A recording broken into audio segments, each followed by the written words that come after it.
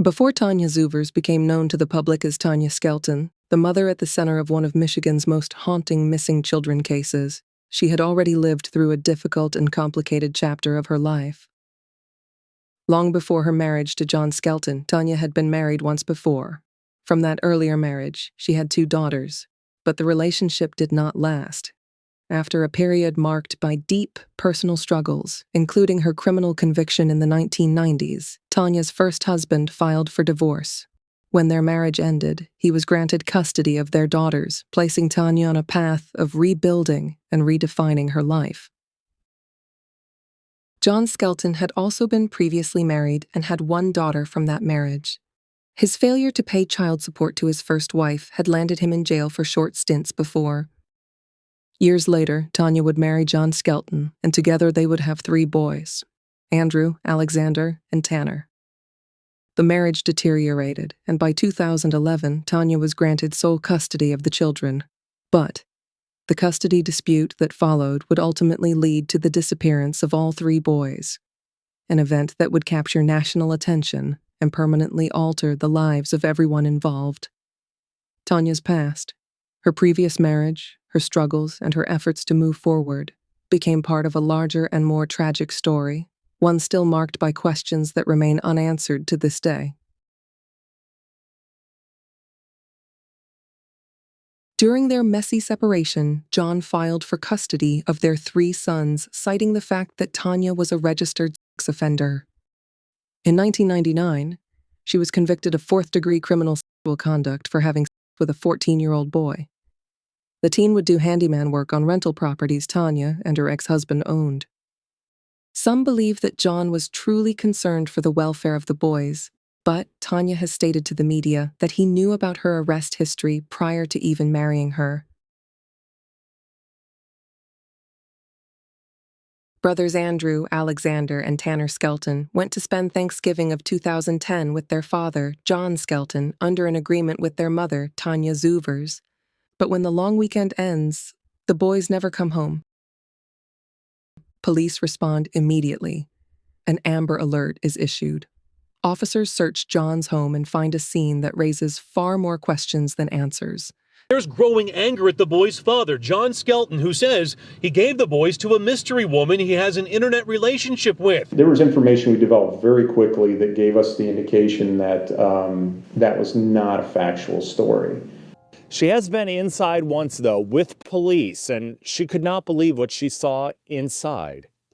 Things that were glass were busted.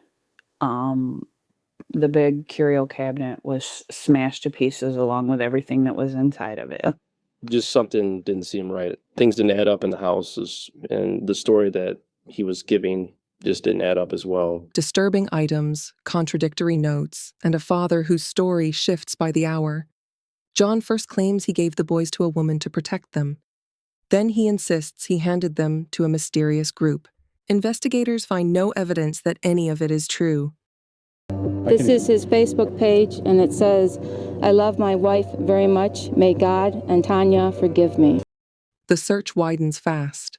Fields, abandoned buildings, back roads leading toward the Ohio border.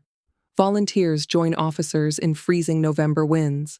But as the hours slip by, the trail grows colder. During questioning, John refuses to give a consistent account of the boys' whereabouts. Detectives analyze his movements, his phone records, and his digital activity. Since we can last pinpoint the boys in the backyard on Thursday afternoon, and that we know that the vehicle wasn't at the home at a period of time there, we certainly would want any leads that we could gather. They retrace his steps along rural roads, looking for any sign of the 3 brothers. It's around 4:29 that on Friday morning that John's phone is located moving down into Ohio. Yeah, 4:29. He's about 3.3 miles from his home. And then at 5 a.m., he's near Holiday City, Pioneer, Ohio. The area in which the cell phone did track towards was an area that John was very familiar with. He was a truck driver. He drove to that area, or some of the truck driving routes that he had. We also know that he had spent some time with, I believe with Tanya there. It was kind of a special place for them. At approximately 5 a.m., we received no further tower hits. The phone either was turned off, which I believe probably happened, or the phone could have died. Battery could have died. And then we did not get any further data from the phone tower hits until I think it was like 6:34 in the morning, and that phone was back at his house. Authorities soon discovered several troubling factors. Skelton was facing an increasingly unfavorable custody situation and had grown resentful of his wife's decision to seek a divorce. He had also posted alarming comments online, suggesting he might take his children somewhere Tanya would never get them back. Coupled with his attempted suicide, investigators feared the worst, that during the hours he was unaccounted for, John may have taken his own children's lives. Meanwhile, tensions escalate between investigators and John Skelton. The more they search, the more troubling the picture becomes. Officers conclude that John is not being truthful. December 1st. As an army of volunteers prepared to trudge through fields, woodlands, and dirt roads to search for the brothers who had not been seen since Thanksgiving, John Skelton was arrested on 3 counts of parental kidnapping.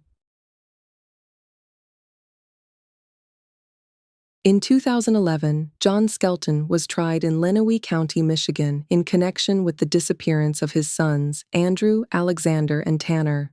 Skelton was charged with 3 counts of unlawful imprisonment. Other possible charges, such as parental kidnapping, were initially considered, but the prosecution focused on felony unlawful imprisonment. So do you know the location or whereabouts of your children? No, I do not. Were they accompanied by anybody? Yes. Who were they accompanied by? A person in a van. Pardon me? A person in a van. Did you know the person? I knew the organization, but I didn't know the person, no. What organization? The organization that took me. Still, he insists the boys are alive, but he offers no proof and no credible lead. Prosecutors argued that Skelton knowingly took his sons from their mother during a custody dispute. He then intentionally placed them with unknown individuals or otherwise hid them, refusing to reveal their location. He created a false narrative claiming he gave the children to an underground organization to protect them from their mother, an allegation investigators found no evidence to support.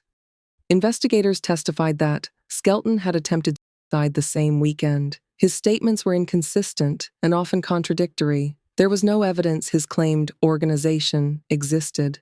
According to investigators, when their mother attempted to pick up the boys, Skelton claimed he was at the hospital after a failed suicide attempt. The documents also show he searched online for ways to kill someone within a week of the boys' disappearance. Skelton did not testify. His attorneys did not dispute that he removed the boys but argued he did not intend to harm them. He believed, or wanted others to believe, he placed them somewhere safe. However, the defense could not provide verifiable information about the children's whereabouts. Rather than proceeding to a full jury trial, Skelton ultimately entered a no-contest plea to the 3 counts of unlawful imprisonment. A no-contest plea means he did not admit guilt but accepted conviction. Court appearance brought a surprising plea of no contest from the father of 3 missing boys from Morenci. John Skelton made a deal on charges of unlawful imprisonment. John maintains his sons are still alive and with an underground organization, but as the judge pointed out, that story also keeps changing. Later, John Skelton said he doesn't know where his children are.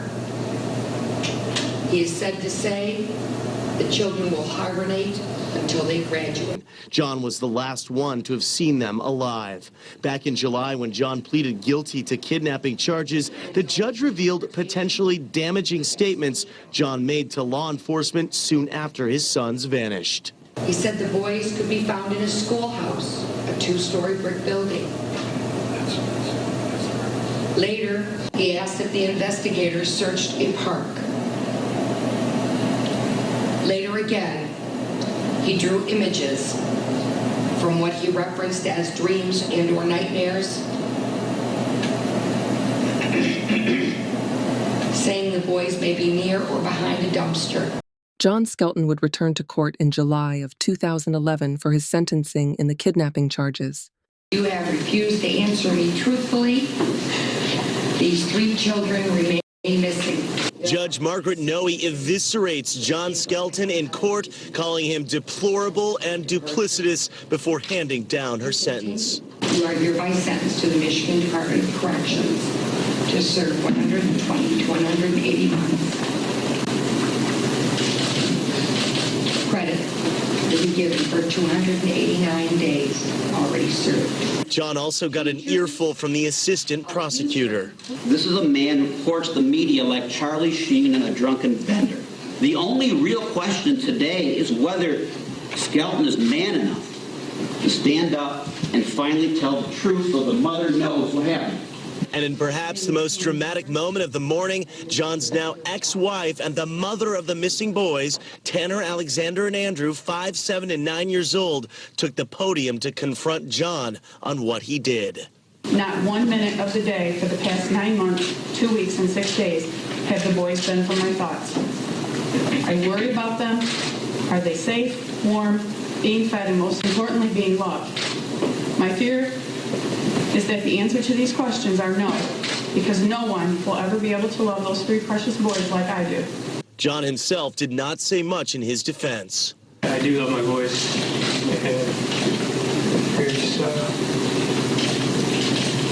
I don't think there's been a day that I haven't cried at least once or twice. Missed them. I look at their pictures all the time. Judge Noe hit John with a 10 to 15-year sentence, exceeding the sentencing guidelines for his no contest plea of unlawful imprisonment of his sons. John Skelton entered the Michigan prison system in 2011, convicted not of harming his sons, but of unlawfully imprisoning them after they vanished on Thanksgiving weekend, 2010. He was sentenced to 10 to 15 years and assigned to Bellamy Creek Correctional Facility, where he would spend the next decade living behind concrete walls and razor wire, a decade marked by silence, contradictions, and unanswered questions. As investigators continued searching for Andrew, Alexander, and Tanner, they hoped time in prison might pressure Skelton to finally reveal the truth. But the man at the center of the mystery grew only more guarded. Skelton repeatedly came before the Michigan Parole Board, seeking release. Every time he was denied. In one review, he received a 12-month continuance, the longest possible delay, preventing him from reapplying for an entire year. And then, at a later hearing, reporters learned that Skelton didn't show up at all. Corrections officials offered no explanation, noting only that he had given no reason for skipping the hearing. The missed appearance all but guaranteed he would spend yet another year behind bars. To investigators, his silence spoke volumes. Detective Lieutenant Jeremy Brewer, who had worked the case for years, expressed the frustration many felt. He lied about what he did. He still doesn't have any desire to let us know where the boys are. As the years passed, the Skelton brothers' disappearance became one of Michigan's most agonizing cold cases, and John Skelton's conduct in prison, the contradictions, the refusals, the avoidance, only deepened the mystery. His scheduled release date approached, November 29, 2025. But just weeks before he was to walk free, everything changed.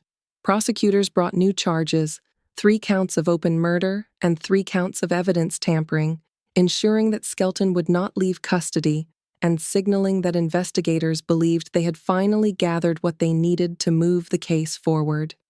Yet even as he was led back into court to face the most serious accusations of his life, John Skelton remained unchanged, silent, controlled, withholding, a man who had served more than a decade in prison, and who still held the answers to a mystery that continues to haunt everyone it touched. Join us in our next episode as we reveal the evidence which has been uncovered over the last 15 years and John's family's reaction to it all.